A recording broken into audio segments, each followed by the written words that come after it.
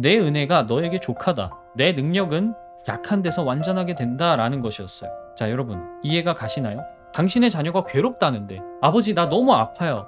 나 너무 힘들어요.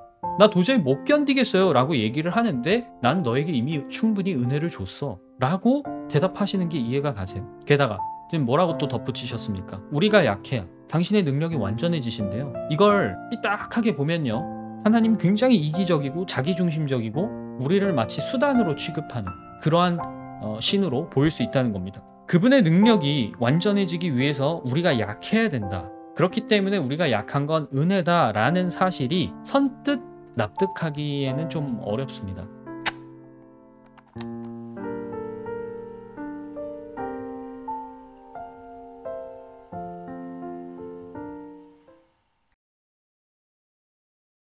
고린도후서 12장 7절부터 10절까지를 제가 읽도록 하겠습니다. 내가 받은 엄청난 계시들 때문에 사람들이 나를 과대평가하는지도 모릅니다. 그러므로 내가 교만하게 되지 못하도록 하나님께서 내 몸에 가시를 주셨습니다. 그것은 사탄의 하수인이라고 할 수 있는데 그것으로 나를 치셔서 나로 하여금 교만해지지 못하게 하시려는 것이었습니다. 나는 이것을 내게서 떠나게 해달라고 주님께 3번이나 간청하였습니다. 그러나 주님께서는 내게 이렇게 말씀하셨습니다. 내 은혜가 내게 족하다. 내 능력은 약한 데서 완전하게 된다.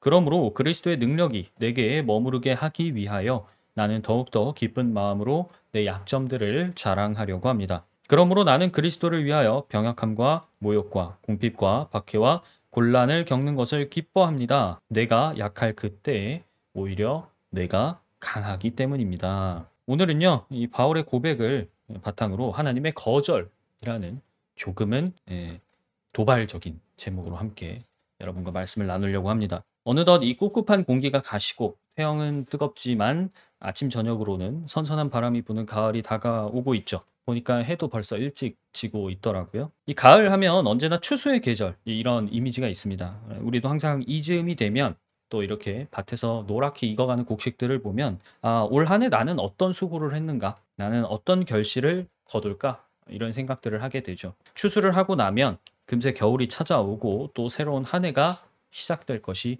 분명합니다. 그래서요, 9월이라는 달은 유종의 미를 거두기 위해서 아주 중요한 시간이라고 말씀드릴 수 있겠습니다. 특히 그리스도인에게 뿌린 씨앗을 거두기 위해서 그 어느 때보다도 기도에 힘써야 하는 계절, 달이라고 하면 9월이라고 할 수 있겠죠. 교회의 달력 이번 달 명언 보셨나요? 에드워드 바운주의 명언인데요. 신앙인으로서의 삶은 기도로 꽃피고 열매 맺는다 라는 말이었습니다. 이 추수의 계절을 앞두고 우리가 한 해 동안 내가 뿌렸던 그 많은 말씀의 씨앗들이 꽃이 피고 또 좋은 열매로 자라기를 바라는 마음이 모두 있으실 거예요. 그래서 우리가 그 마음을 담아서 이번 주 그리고 다음 주 총 2주간에 걸쳐서 기도에 관한 말씀을 살펴볼 겁니다. 오늘은 이제 첫 번째 시간으로서 우리의 간구를 하나님께서 들어주시지 않는 상황에 대해서 조금 이야기를 나눌까 해요. 엘리야의 사례를 우리가 지난번에 살펴봤었는데 우리의 소망, 희망이 꺾일 때 누구나 좌절하고 또 실망하고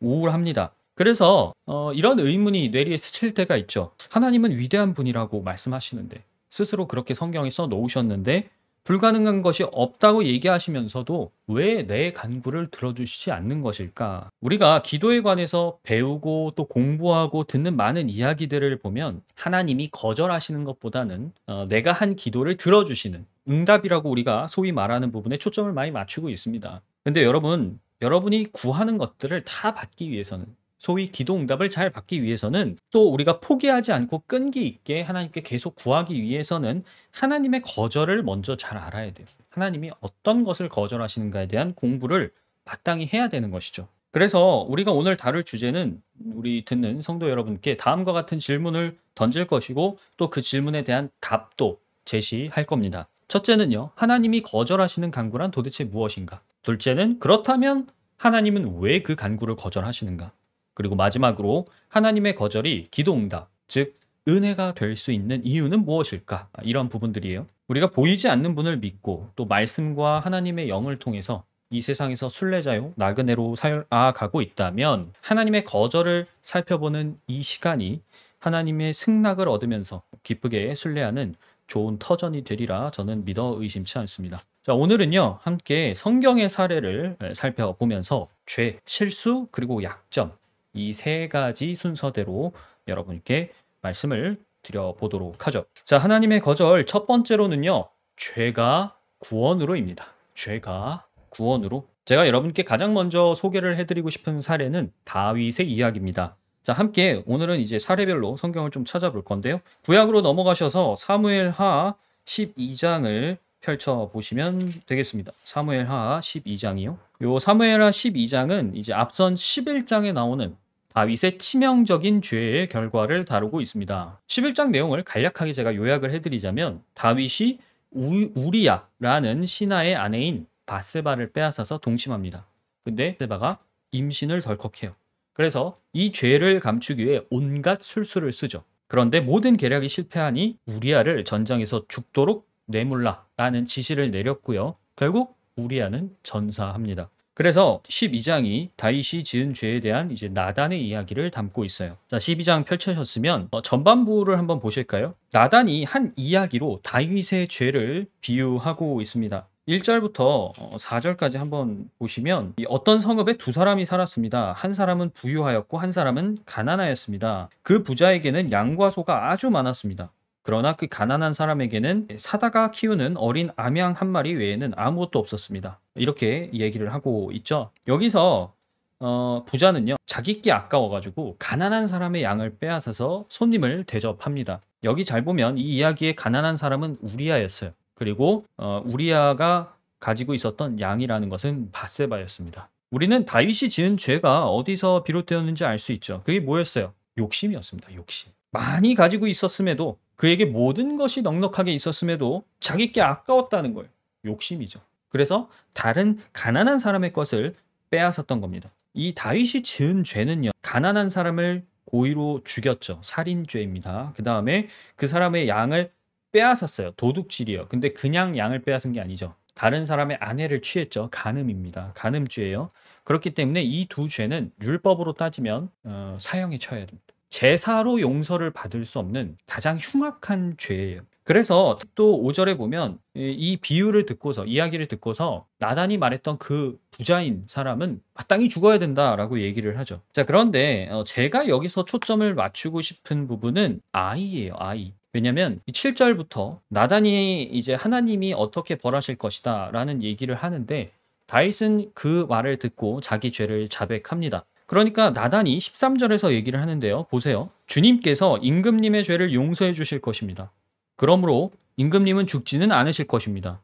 그러나 임금님은 이번 일로 주님의 원수들에게 우리를 비방할 빌미를 주셨으므로 밧세바와 임금님 사이에서 태어난 아들은 죽을 것입니다. 자, 여러분, 죄를 지은 사람이 누굽니까? 다윗이에요, 다윗. 근데 다윗은 회개했다고 죽음을 면해요. 반대로 아무 잘못 없는, 죄 없는 아기가 죽어요. 이게 부당하다는 생각이 드신 적 없나요? 아니, 도대체 하나님은, 정의의 하나님, 공의의 하나님은 왜 아무런 죄가 없는 어린아이의 목숨을 대신 거두어 가시냐는 것이죠. 아마 그래서 다윗도 더 간절히 기도를 했던 것 같습니다. 15절부터 보면 하나님은 이제 밧세바가 낳은 아이를 치셨어요. 그래서 다윗이 아이를 살리고 싶어가지고 정말로 간절히 기도를 했어요. 어느 정도였냐? 금식은 기본이고요.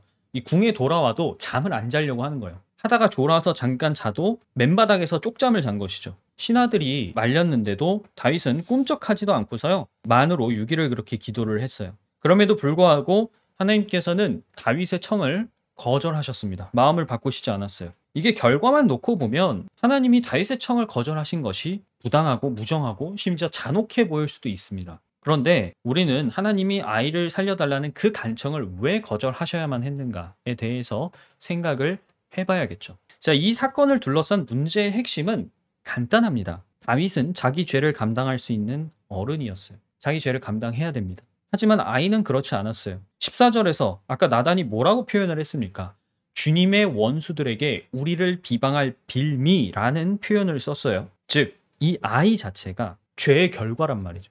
그렇기 때문에 아이는 원수들이, 대적들이 하나님께 걸고 넘어질 빌미였습니다. 이는 아이의 잘못은 아니죠. 하지만 다윗의 잘못으로 인해서 그 아이에게 한평생 꼬리표가 따라다닐 거라는 얘기입니다. 너는 죄의 결과야 라는 꼬리표가 아이를 따라다닌다는 것이죠. 그러면 아이는 자기 잘못도 아닌데 아버지의 죄잖아요. 근데 그 아버지의 죄 때문에 한평생 걸려 넘어질 수밖에 없는 인생을 살아야겠죠. 우리는 바로 이 모습에서 아담과 그의 후손을 떠올려 볼 수 있습니다. 즉 아담과 죄인인 우리를 떠올려 볼 수 있는 거예요. 하나님께서 왜 아담이 지은 죄의 대가로 죽음이라는 벌을 아담과 같은 죄를 짓지 않았는데도 그 모든 후손에게 내리셨는가? 그리고 그 죽음이라는 벌을 왜 아직도 거두시지 않는가에 대해서 생각을 해볼 수 있다는 거죠. 결론적으로요. 다윗의 절절한 간구는 사실상 아이를 위한 최선이라고 말할 수가 없습니다. 아이가 사는 것이 정녕 그 아이를 위한 일인가? 아이가 산다고 하여도 아버지의 죄는 없어지지 않아요. 한평생 다윗의 죄 때문에 그 아이에게 꼬리표가 붙을 거라는 말입니다. 살인자의 자식, 혼외자라는 그 꼬리표가 온 나라를 넘어서 주변 대적들에게까지 한평생 붙어 있다라는 것이 그 아이가 자기 잘못이 아님에도 져야 될 너무나 무겁고 힘든 짐이 된다는 것이죠. 결과적으로 아이가 다윗의 죄에서 자기 아버지의 죄에서 해방될 수 있는 유일한 길은 뭐예요? 유일한 탈출은 결국에는 죽음뿐입니다. 죽음뿐. 그리고 우리는 이 이야기에서 나와 나의 죄를 생각해 볼 수 있는 것이죠. 인간에게 내려진 그 죽음이라는 저주, 벌은요, 사실상 아담이라는 아주 먼 선조에서부터 기인하는 겁니다. 그러나 먼 선조임에도 그 아담의 죄가 그의 후손인 우리에게 영원히 꼬리표를 붙게 한다는 거예요. 특히 우리의 대적들에게 빌미를 주는 것이죠. 우리 대적들은 인간을 보면서 그렇게 얘기할 겁니다. 하나님, 보십시오. 저들은 불순종의 자식들입니다. 하나님의 명령을 어긴 후손들이에요. 우리가 이 꼬리표를 뗄 수 있는 방법은 뭡니까? 죽는 것밖에 없어요. 죽어야 해방되는 거예요. 이것이 죄의 대가라고 말씀드리고 싶습니다. 죄는 우리에게 마땅히 죽음을 요구해요. 왜? 죽어야만 우린 죄에서부터 해방될 수가 있거든요. 죽지 않고 쫓아오는 죄에서 자유로워질 방법은 사실상 없다고 말할 수 있습니다. 그래서 우리는 이 다윗의 사례를 통해서 굉장히 무섭지만 피할 수 없는 진실을 마주해야 됩니다. 사람이 무엇이 선한가, 무엇이 악한가, 자기 나름대로 분별을 할 수 있는 순간이 찾아오면 누구나 자기 선택에 대해서 책임을 져야 돼요. 그리고 모든 선택은 책임을 결과로서 요구합니다. 자기 욕심을 채우려고 내린 모든 선택이 결국엔 죄를 낳겠죠? 그러면 죄는 죽음으로써 그 대가를 요구할 겁니다. 이 시점에서 우리가 하나님께 얻은 구원을 다시 한번 생각을 해볼까요? 하나님은요, 아들을 통해서 영원한 생명을 얻은 우리에게 지금 이 육신을 십자가에 못 박아 죽여라 라고 요구를 하고 계세요. 그러면 다윗이 아이를 살려달라고 했던 간구는 비유로 하자면 마치 우리에게 이 육신을 살려달라, 십자가에 못 박아야 될 옛사람을 살려달라 라고 말하는 기도와 비슷하다는 것이죠. 하나님은 우리가 육을 살려달라, 육신을 따라 살던 그 옛사람을 살려달라는 기도를 거절하실 겁니다. 거절하실 수밖에 없어요. 왜냐? 그것은 우리의 구원의 목적에 완전히 반하기 때문입니다. 오히려 우리가 육을 따라 살던 옛사람을 과감히 버리고 그리스도를 따라 살 새 사람을 위해서 간구하는 것이 올바른 기도라고 할 수 있어요. 자, 성도 여러분, 하나님께서 우리에게 왜 영원한 생명이라는 선물을 주셨는가? 기도할 때마다 곱씹어 봐야 돼요. 좋다라는 말이 여러분에게도 선하다라는 말과 동의어라면 좋은 기도는 무슨 기도여야겠어요? 선한 기도여야 마땅하겠죠. 저는 하나님께서 듣기에 좋은 기도라는 것이 결국에는 선한 기도라고 믿습니다. 그리고 선한 기도란 뭐예요? 예수님이 보여주신 모범처럼 아버지의 의와 그리고 아버지의 나라를 바라보고 믿고 간구하는 기도라고 생각해요. 뒤를 돌아보는 기도는 선한 기도일 수가 없습니다. 내가 지금까지 죄를 지으면서 살아왔던 그 육신을 따라 살던 과거의 옛사람을 위한 기도는 좋은 기도일 수가 없죠. 그렇기 때문에 우리가 추구하는 기도는 앞을 바라보고 표대를 향해 뛰어가며 하나님 나라를 간구하는 그런 기도들은 어떤 면에서는 매정하고 차갑고 무정해 보일 수도 있습니다. 왜냐? 세상과 죄에 대해서는 누구보다 철저히 적대하는 간구들이기 때문에 그래요. 그러나 그것은 정확히 십자가에 못 박혀 있는 자신을 향한 심판입니다. 내가 하나님께 내 옛사람이 아니라 새 사람을 위해서 기도하는 것은 내 옛사람에게 선고하는 거예요. 나는 너를 위해서 더 이상 아무것도 하지 않을 거야. 너는 죽었어. 그런데 그 심판, 선고는 누구를 향한 거예요? 나를 향한 거잖아요. 내가 나한테 하는 거예요. 그렇기 때문에 누구도 비난할 수 없습니다. 대적조차도. 오히려 십자가에 못 박힌 나를 바라보는 모든 사람의 양심에 가책을 선사할 수 있는 모범적인 자세죠. 자, 이제 당신의 죽음으로 부활을 증명하시고 또 우리에게 죽음을 선사하셔서 죄로부터 해방하신 그 놀라운 능력을 해야겠죠. 그리고 우리의 기도가 오직 이 구원의 목적에 합당하도록 여러분께서도 날마다 자기 십자가를 지고 주님을 따라가는 그런 기도를 해 주시기를 당부드리겠습니다. 하나님의 거절, 두 번째로 살펴볼 소주제는 실수가 축복으로입니다.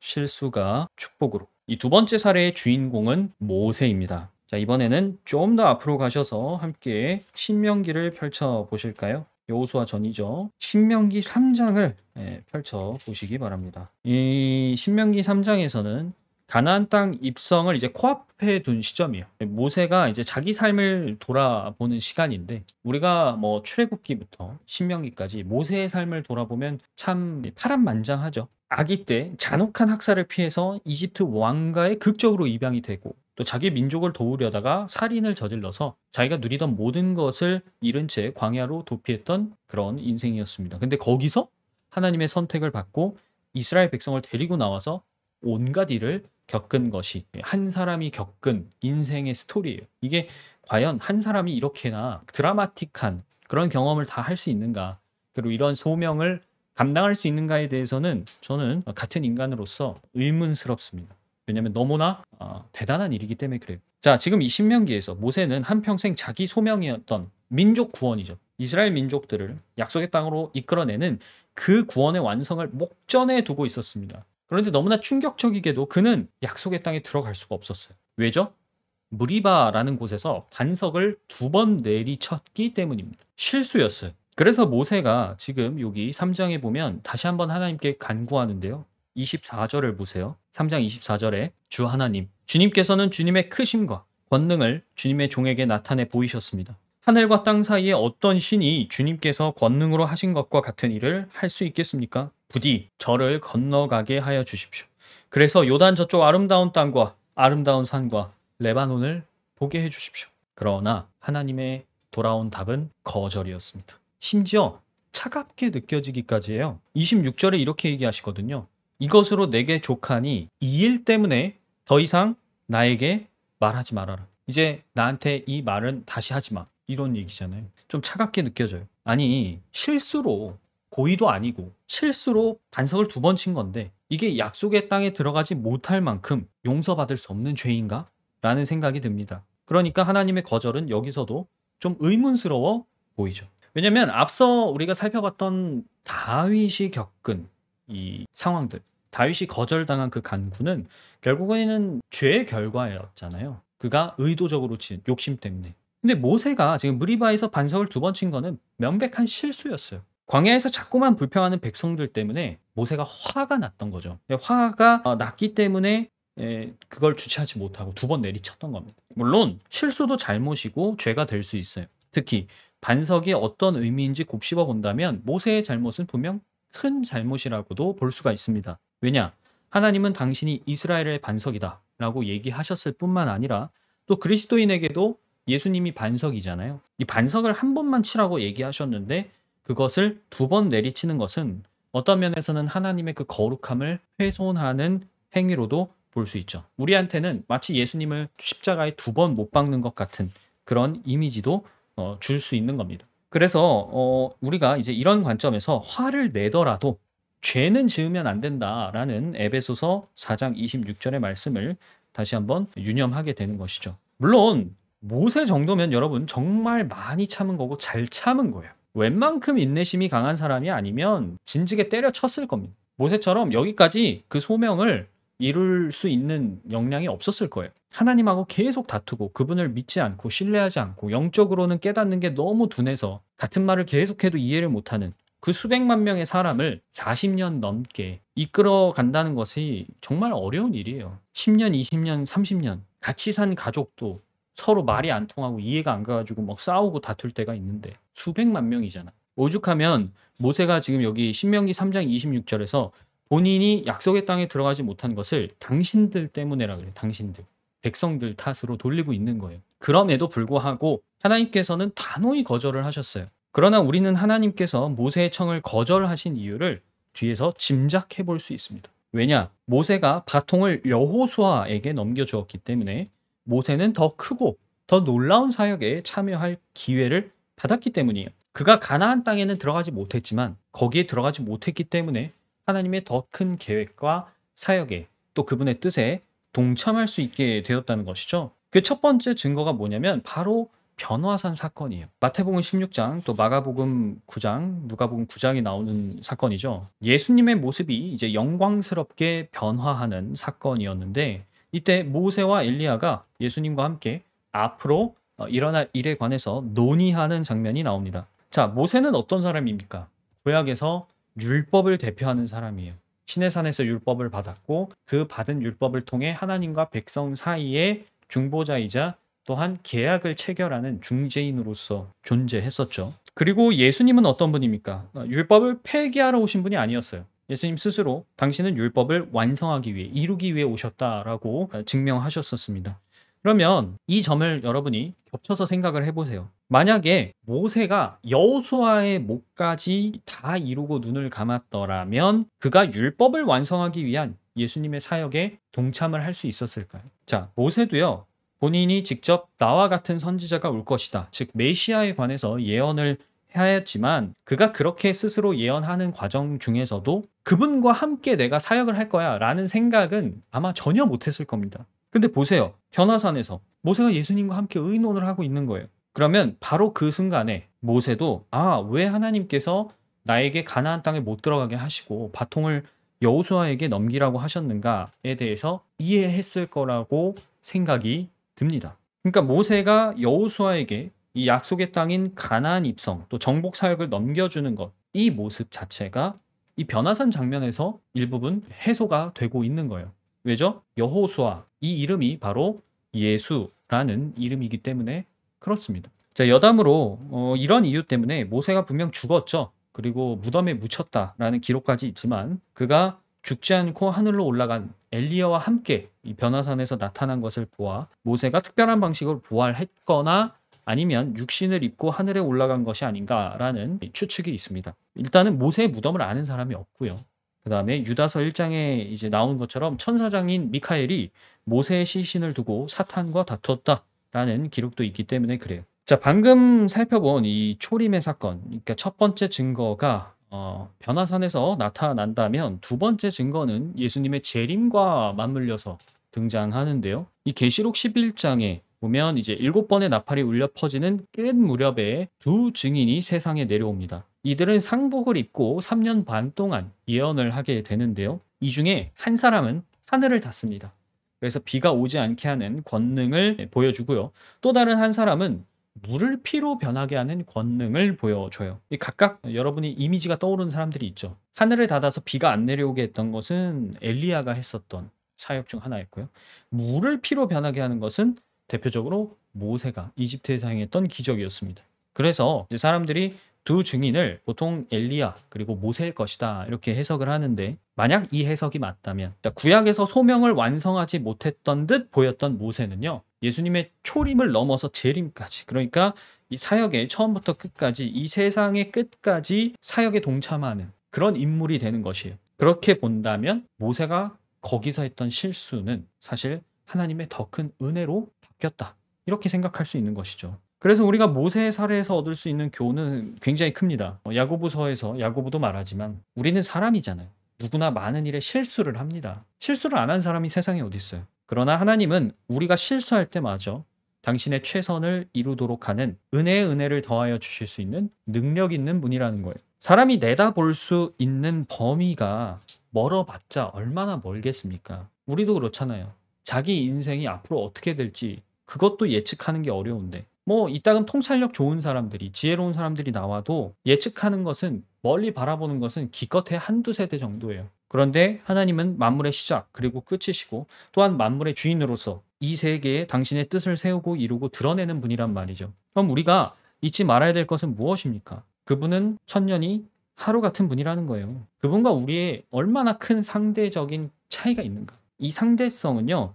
하나님이 우리의 어떤 간청을 거절하실 때에는 때때로 우리의 이성과 또 지혜로 이해할 수 있는 그 범위를 뛰어넘는 신비로 감추어져 있을 때가 있다는 것입니다. 물론 그렇다고 해서 여러분에게 실수하셔도 괜찮다 이렇게 말씀드리는 건 아니에요. 실수는 안 해야죠. 좋은 건 아니니까요. 특히 같은 실수를 반복하는 것은 지양해야 됩니다. 그런데 종종 이제 우리가 한평생 발목 잡는 후회 같은 일들이 있잖아요. '그때 내가 왜 그랬을까? 그러지 말걸.' 그런 후회들이 누구나 있는데 내가 했던 실수, 잘못을 만회하고 또한 과오를 덮으려는 간구를 거절하시는 순간들이 있을 수 있다는 겁니다. 그러면 그럴 때에는 나의 잘못마저도 당신의 위대한 뜻을 이루는 데 쓰실 수 있는 하나님께 전부 맡기시라고 권면을 드리고 싶어요. 하나님께서 여러분을 미워해 가지고 여러분을 한번 골탕 먹이려고 괴롭히려고 여러분의 그 후회나 잘못이나 실수를 만회하지 못하게 막으시는 것은 아닐 겁니다. 저는 이따금 우리의 간구가 거절되는 이유에 대해서 내가 이해할 수 없고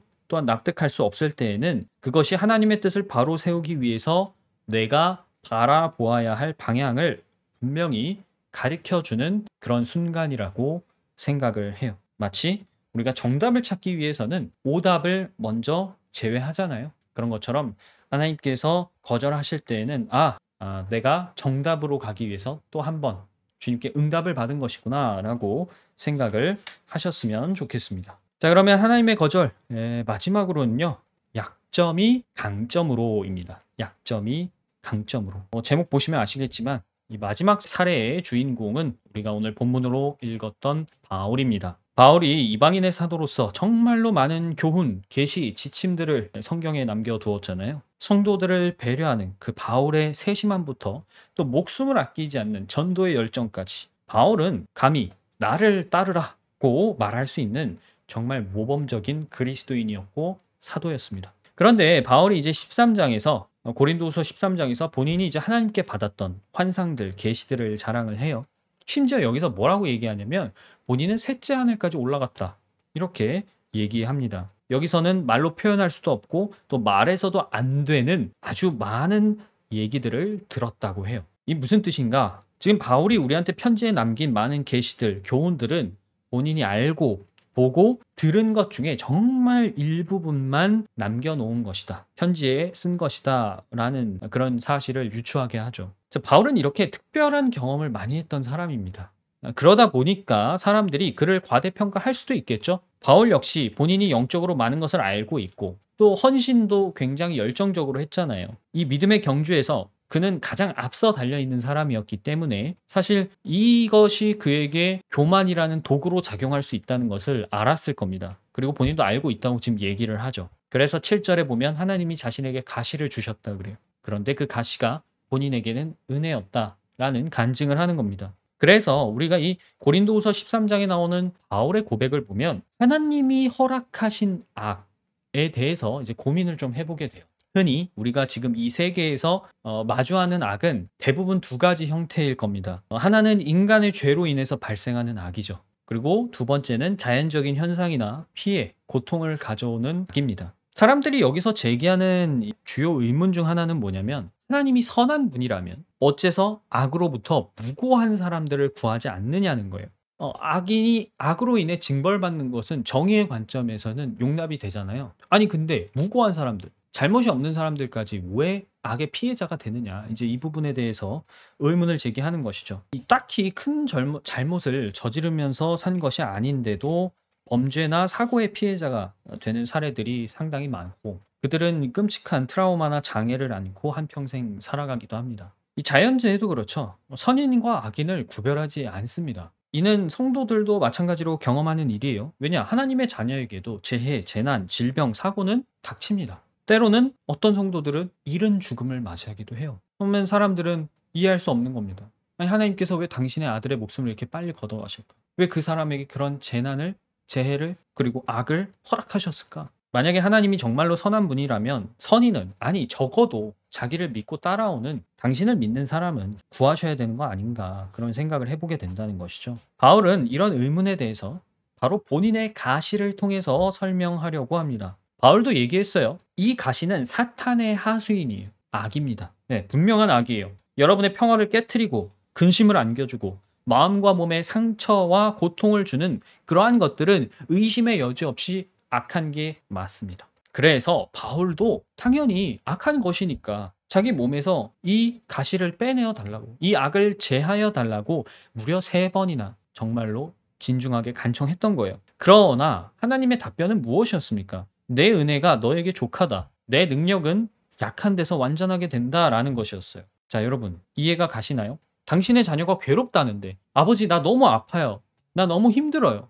나 도저히 못 견디겠어요."라고 얘기를 하는데 "난 너에게 이미 충분히 은혜를 줬어."라고 대답하시는 게 이해가 가세요? 게다가 지금 뭐라고 또 덧붙이셨습니까? "우리가 약해야 당신의 능력이 완전해지신대요." 이걸 삐딱하게 보면요.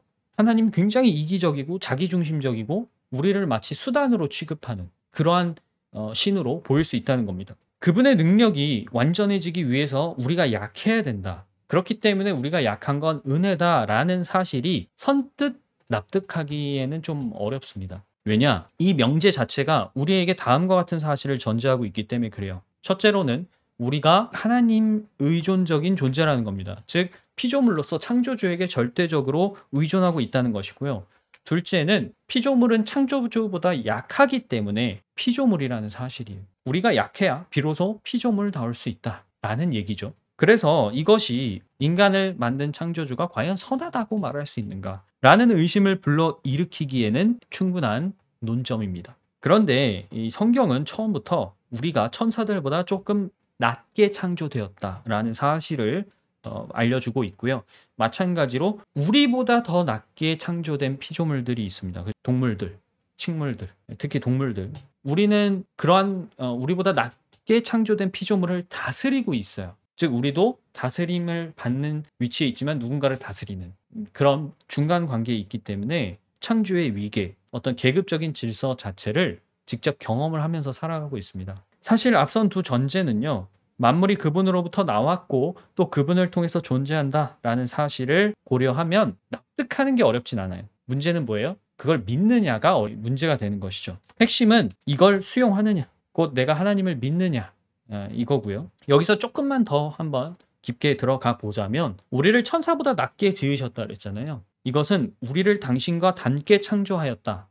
이 두 가지 말씀과 합쳐져서 우리가 약한 것이 하나님께서 처음부터 의도하신 지혜였다라는 사실을 설명할 수 있는 토대를 제공해요. 왜 그럴까요? 오늘 주제의 관점에서 보자면 우리가 맺은 아버지와 아들 관계를 완성할 수 있는 가장 완전한 설계가 우리가 천사들보다 낮게 창조되었기 때문입니다. 즉 우리가 연약하기 때문이에요. 이걸 이해하려면 우리는 예수님이 인간이 돼서 오셨을 때 우리에게 계시하신 아버지와 아들에 관한 진리를 생각해야 됩니다. 첫째로 아들은 아버지께서 보내셨어요. 즉 아들은 아버지로부터 나기 때문에 아버지를 닮은 것이죠. 둘째로 아버지가 하는 일은 무엇이나 아들도 하신다 그랬습니다.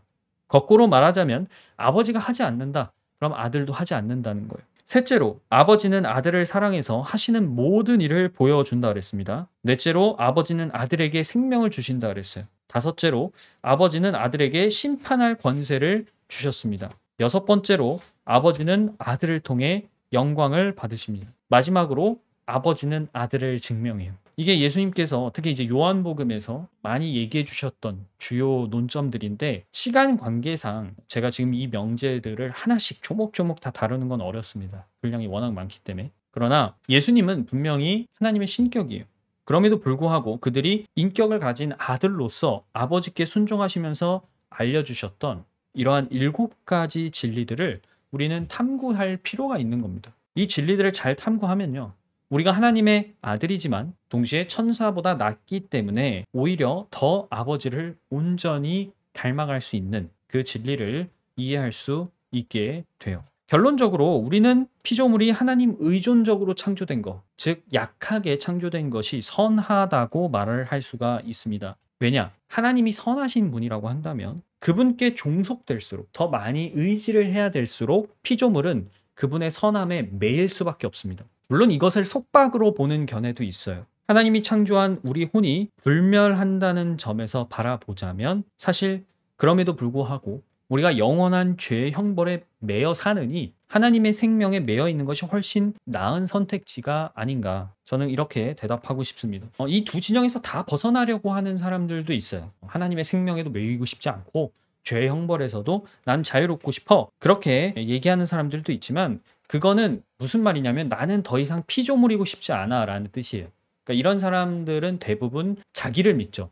자기가 이제 하나님의 자리에 올라가는 겁니다. 자기 자신이 신이 되고 싶다라는 말과 사실 똑같은 것이기 때문에 그것은 피조물로서는 자기 존재를 부정하는 것과 같아요. 사실상 하나님의 관점에서 봤을 때는, 창조주의 관점에서 봤을 때는 아무런 의미가 없는 투쟁이라고 할 수 있습니다. 조금 어려울 수 있겠지만 이 점을 잘 이해하셨다면 우리한테 가시가 있다는 거, 그러니까 약점이 있다라는 것이 어째서 은혜가 될 수 있느냐라는 문제를 여러분도 납득하셨을 거라고 생각을 해요. 사실 우리가 이제 생존이라는 개념에서 동물에게 이 약점이라는 것은 항상 본능적으로 감추고 숨겨야 할 대상입니다.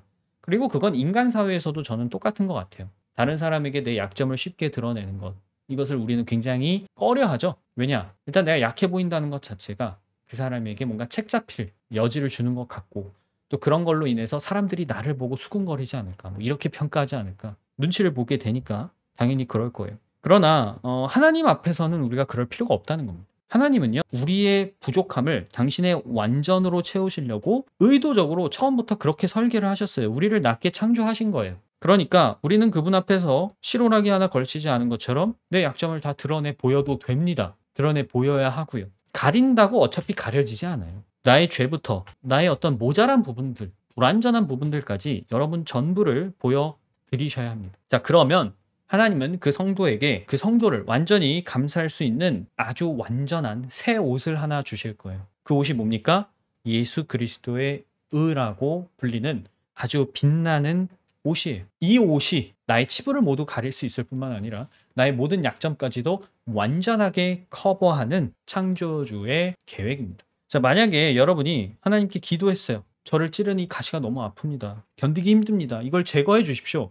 그렇게 기도를 했는데 하나님이 내 은혜가 너에게 좋게 라고 말씀하시며 거절한다면 지금 그 성도에게 필요한 것은 무엇인가? 그리스도로 나를 채우기 위해서 약해질 용기가 필요한 순간이라는 거예요. 이 용기를 어떻게 낼 수 있느냐? 여러분 자신의 약점을 바라볼 때 용기는 절대 나지 않습니다. 주님의 완전을 바라볼 때 내가 용기를 낼 수 있는 거예요. 따라서 우리는 요한처럼 나는 약해져야만 해. 하지만 그래서 내 안에 계시는 그분은 융성해지셔야 돼. 라는 그 모토를 아버지, 아들, 그리고 창조주, 피조물 이 관계에서 분명히 설정을 해놔야 됩니다. 딱 못을 받고 여러분이 흔들리지 않는 기준을 잡으셔야 돼요. 여러분이 그리스도의 영을 받은 하나님의 아들로서 새 사람이 되었고 또 앞으로 영원히 새 사람으로서 살기를 원하신다면 본인이 예수님의 희생을 통해 하나님 앞에 지금 살아있는 제물로 바쳐져 있다라는 이 사실을 잊지 말아야 하겠죠. 자, 성도 여러분,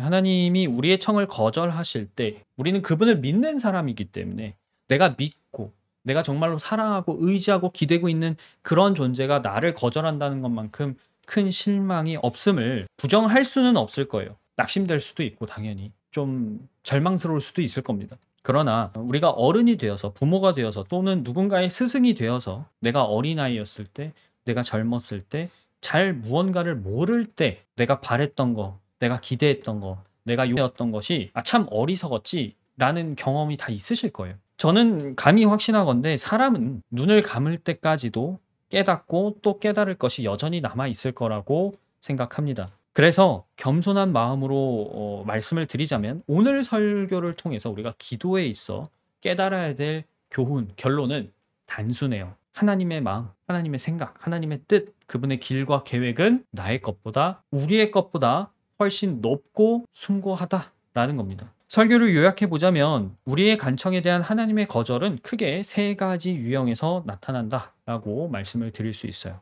첫째는 죄이고, 둘째는 실수이고, 그리고 마지막 셋째는 약점입니다. 하나씩 다시 한번 말씀드리자면 하나님은 우리의 옛사람을 살리기 위한 그 어떠한 간구도 단호히 거절하실 겁니다. 이것은 절대로 들어주시지 않는 기도라고 할 수 있어요. 그것은 우리를 살린 당신을 부정하는 일이 되기 때문에 그렇습니다. 또 하나님은요, 이따금 우리의 실수나 잘못을 만회하려는 간구를 거절하실 때도 있어요. 이것은 이 일들을 통해서 그분의 뜻을 이루기 위한 더 큰 계획, 더 큰 뜻이 있다라는 증거로 삼으시면 됩니다. 마지막으로 우리의 약점을, 나에게 가시 같은 그 악을 제거해 달라는 간구를 거절하실 때도 있어요. 왜냐? 우리가 약할 때 오직 그리스도께서 강해지실 수 있기 때문입니다. 그것이 나를 위한 본질적인 은혜이고 축복이기 때문이다. 이렇게 결론 내릴 수 있죠. 자, 이제 우리가 기도할 때 하나님이 "내가 원하는 대로 안 들어 주셨어. 내 청이 거절당했어." 라고 해서 "나는 응답을 받지 못했어." 라고 1차원적으로 단편적으로 판단하고 생각하시는 분들이 없기를 바랍니다. 오히려 하나님이 우리를 거절해 주실 때 우리는 '내가 어디로 가야 되는가? 내가 어떤 선택지를 골라야 하는가.'에 대해서 더 분명하게 답을 얻을 수 있는 거예요.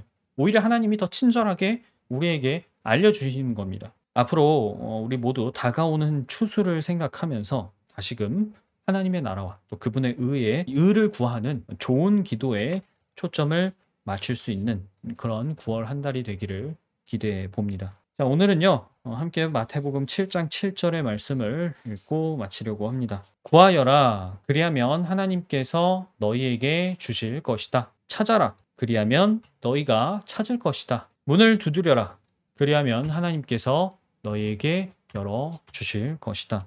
우리가 익히 잘 알고 또 외우고 있는 말씀이지만 오늘 설교의 관점에서 여러분이 이 말씀을 한 주 동안 묵상하면서 나는 무엇을 어떻게 구할 것인가에 대해서 다시 한번 명확한 기준을 잘 세우시는 한 주가 되기를 바라겠습니다.